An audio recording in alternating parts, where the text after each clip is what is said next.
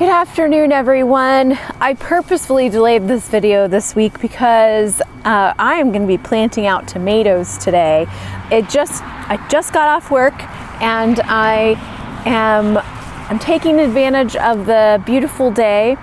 In the 10-day forecast, we have no other days that are dropping below 40. Last night we had a dip down to 39.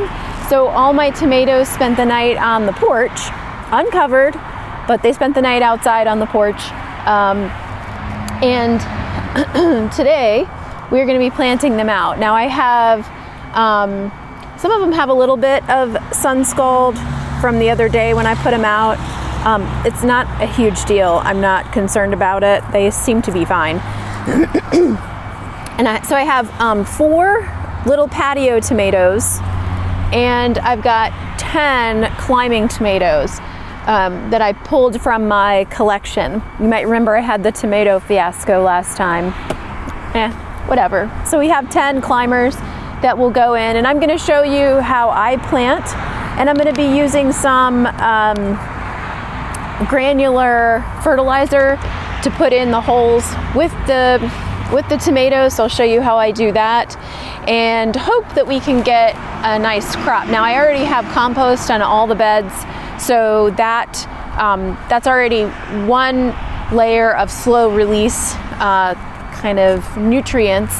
And then this is a granular plant food that I'll be using, and I'm using Job's Organics heirloom tomato, but you can actually use it for a lot of different things.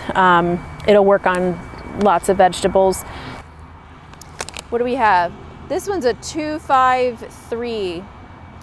So that means nitrogen, phosphorus, potassium, so NPK. So it has 2% nitrogen, 5% phosphate, and 3% potassium. So that's totally fine. That's a great number. Just a quickie insight to fertilizers. Nitrogen makes things green in general. Phosphorus makes things flower and fruit in general. And the potassium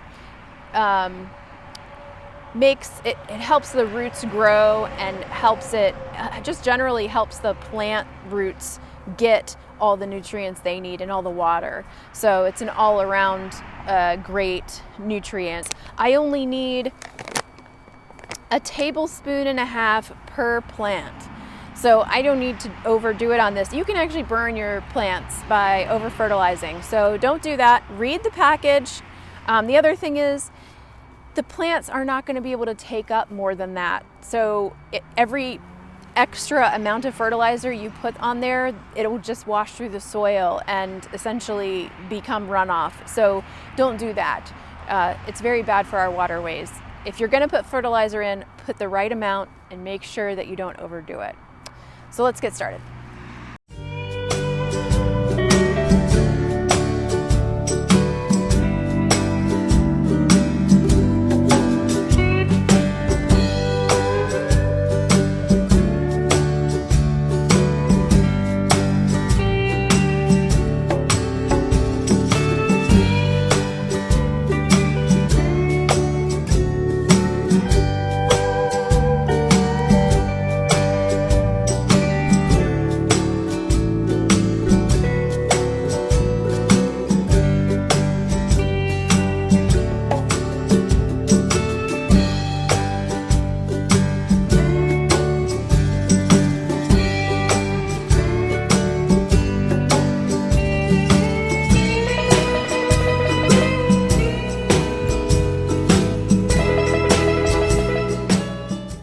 I wanted to address something that someone asked me over Facebook. They had seen this graphic where the graphic showed a tomato being planted on its side. Now this is one of my crappy tomatoes that didn't make the cut.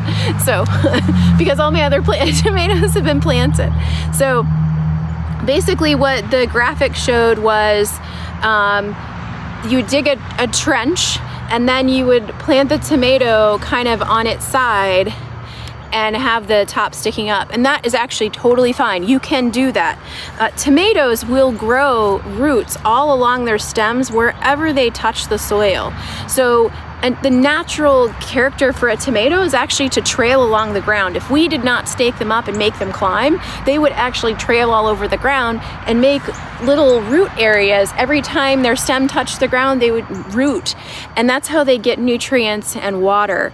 So the plant is only trying to do what it naturally is going to do. So you can either plant them super deep, and it'll start to get these little nubs on the bottom sometimes, and that you can plant it however deep you want.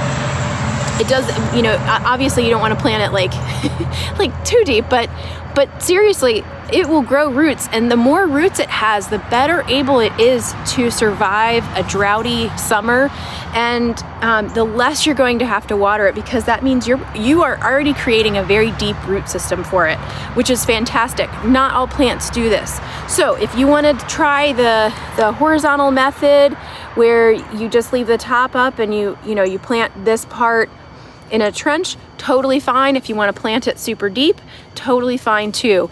Either way works. Tomatoes are very forgiving, so don't feel like you can't do anything. If you are uncomfortable with it, get a couple of them and try one the horizontal way and try one the regular way. But I assure you, they will be fine. And if you don't care that they wander around your garden, if you have space, you do not need to trellis them. That's something that we do to make them grow up, so we have more room in our garden and other things can grow underneath them. They are not naturally going to grow up. You have to actually stake them and attach them to that stake. They don't have tendrils like peas and want to climb up stuff. That's not a normal character for them. So you will have to attach these to your trellis somehow, whether it's with those little plastic ties or with string, something. You're going to have to attach it because it naturally does not want to grow up like that, and that's why you can plant it this way too.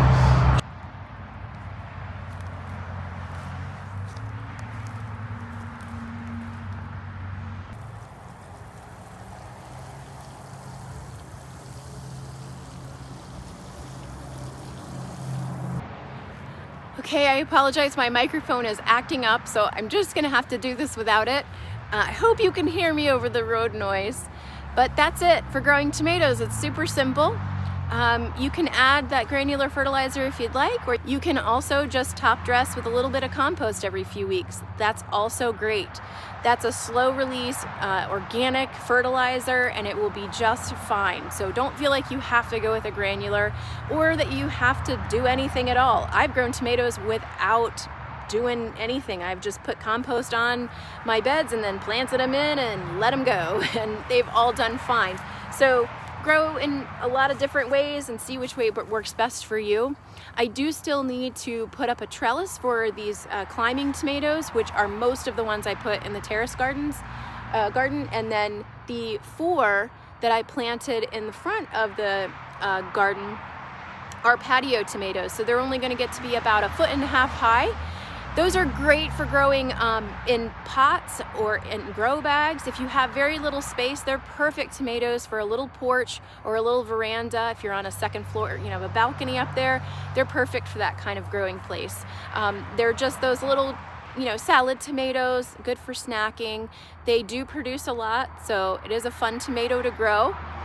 And I would encourage you to pick an heirloom variety or something that you can't find in your local grocery store. Those are always the most fun to grow because you want to try something that you can't get anywhere else except for your garden grocery store. That's the fun of growing your own. So my varieties are Big Rainbow, which is my slicers, and remember, I dropped that tray and I thought I'd lost most of them. I found 2. I actually found 2 that weren't broken, so I'm so excited. Those are my only slicers, and then the rest are sort of cherry tomatoes or small, paste tomatoes. So I have San Marzano, Amish paste, indigo apple, I think, sunrise bumblebee, I believe, green zebra, Brad's atomic grape, I feel like I'm missing one. And then the mini bell patio tomatoes. But anyway, so there are 10 climbing tomatoes and I have 4 patio tomatoes. So I will have plenty of tomatoes this year. And depending on the varieties that you like, I mean, you may get handfuls of tomatoes every time you go out to pick, or you may get a couple of huge slicers every time you go out, depending on sort of what you grow. But I do encourage you to get outside. This week is supposed to be so warm. I think we're gonna get into the 80s this week, which is crazy. It's only the end of April. So I hope you're able to get outside and enjoy your garden, get something growing, go to the nursery center and pick up a couple of tomatoes to put in your garden. Plant them really deep or on their side if you want to try that method, and just water them well. They love water. And yeah, I just hope that you're able to enjoy your garden. I will bring you back for the trellising, and I am going to kick the peppers out this weekend, so I will bring you back for that as well. So with that, I'll catch you outside.